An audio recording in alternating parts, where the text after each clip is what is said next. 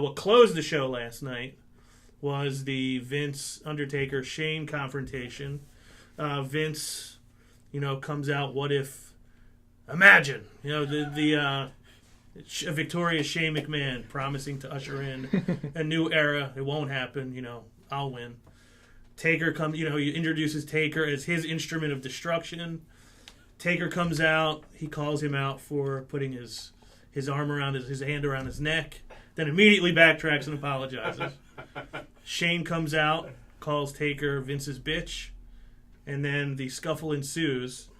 I think what I found most interesting about this is, one, and this is actually where I'm going to get into Dolph Ziggler, but one, it looked to me like they're trying to make you think Shane McMahon is legitimately a threat to The Undertaker, which I don't know if a lot of people are going to buy. Well, do you buy it? Yeah, because he's going to beat him. He may beat him, but I think the point they've tried to make the last 2 weeks, I think you said it, maybe you did, that when Stephanie was talking to Vince after Shane dispatched the security guards, and she basically was like, well, Dad, did you see what Shane just did? And then last night, he mixes it up with Undertaker, and he was holding his own. I think they're trying to make the viewer look at it like, oh, Shane McMahon one-on-one with The Undertaker. He slipped right out of a chokeslam. Yeah. Are you buying that? There was a dirt sheet out about that, but it was just a dirt sheet. It got fixed. I don't know if you guys read about that whole. I did. Okay. It was basically some tickets for Raw in Baltimore, I think. They got printed out saying Monday Night Raw versus WWE. But Ticketmaster fixed that mistake. So there was a whole dirt sheet about it. But saying that it was proof of the brand split about to happen? Yeah, but I don't listen to those people. I just laugh at them. Mm-hmm. But anyway, I do think Shane has a chance to win because Shane, when he was talking about there's a group of guys who aren't getting what they deserve, Dolph Ziggler, I think he plays a part in this match or the world title match. Exactly where I was going. I'm glad you said that because, not to cut you off, but this is exactly what I was thinking.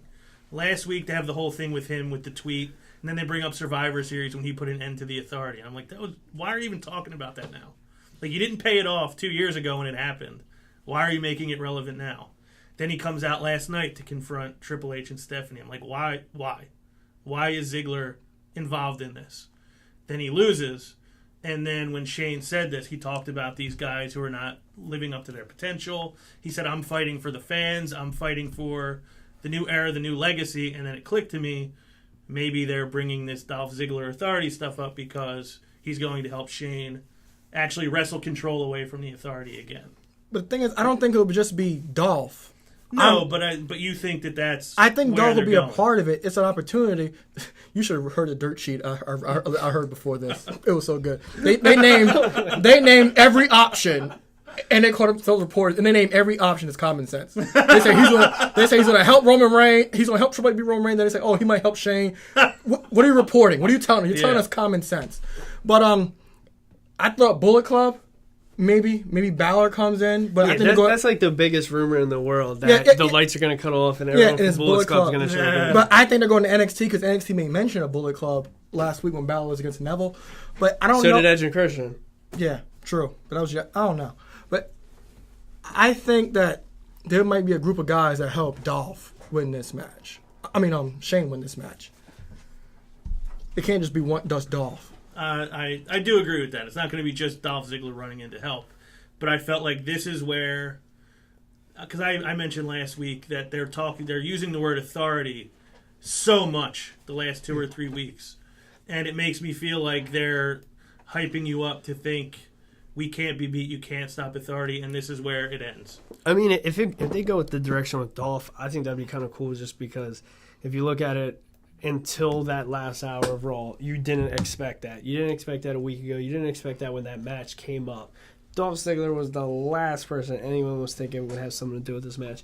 I hope it's something that you're not expecting. The way I look at it is if someone comes out and helps, if they're coming out to help Shane, I mean, if they're going to send in multiple people, you almost got to send Kane in. Kane come help his brother, and then he's helping keep the Authority in power. But at the same time, so what? You're going to send in Dolph Ziggler, who's supposed to be a face, and if he's going to remain a face, he's coming to attack The Undertaker? But the thing with this is it's hard. it's hard to determine who's the face and the heel in this situation because people love Shane McMahon, people love The Undertaker. Yeah, the baby face in this scenario is the idea of the Authority losing control. Yeah, but whoever comes out and hits The Undertaker is going to get booed. That's the thing. It might be split because people love The Undertaker, but people want to see Triple H going. They want to see Shane run the company. I think this week coming in, you're going to get a little bit more of an insight on who's siding with what. Yeah. I think the one thing, and I predicted this weeks ago, it's going to come down to, I think this week, we saw Undertaker standing tall the end of Raw last night. We had Taker put down Shane. He ended up getting Shane with a chokeslam, left him down. So we got 2 more Raws before Mania. I think coming into this one, if it doesn't come down to the last episode, I think it makes more sense to do it now. I think Shane gets the better over of Taker. And he's nervous. And you have Stephanie in the background freaking out to her dad again. This is just one more. And then that's when Vince says, you know what? Undertaker, if you can't beat my son, you're fired. So you're still predicting the it's company versus retirement. Prediction / hope. And then Shane made a point that I've been trying to make on this show. Why are you helping Vince? Right. He said you're just being his puppet. We still don't really know. But that's the thing. He doesn't, Taker doesn't, in a way, doesn't need an answer because he's being disrespected at that point. So what? He's just got disrespected by Shane last night. So what? He's gonna say, "Oh, I'm not gonna help. I'm not gonna listen to Shane. So what? I'm not gonna help his dad now." He's put in a match. There doesn't really need to be that clarification at this point. But the reason that's going to give you the clarification going into it is if they put his career on the line. They put his career on the line. He's gonna want to destroy it.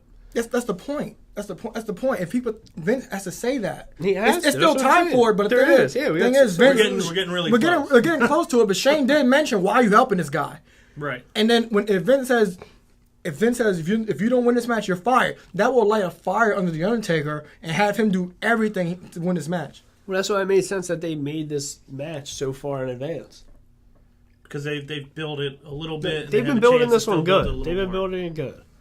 Yeah, it's not. They didn't tell it. I mean, it could just be a case of they gave you a little bit, and it's one of those story techniques. I hope when we're at Raw next week, I hope it's one of those things where it's a talked about angle within the first.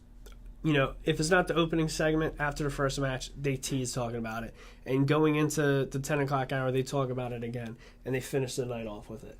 I hope it's not one of those things they just either not like. We're going to talk about it in the beginning and it's over, or we'll talk about it at the end and it's over. It needs to be one of those things that they just tease throughout the show. I mean, it's the main... It'll be a key thread throughout. Yeah, it's the main storyline going on right now.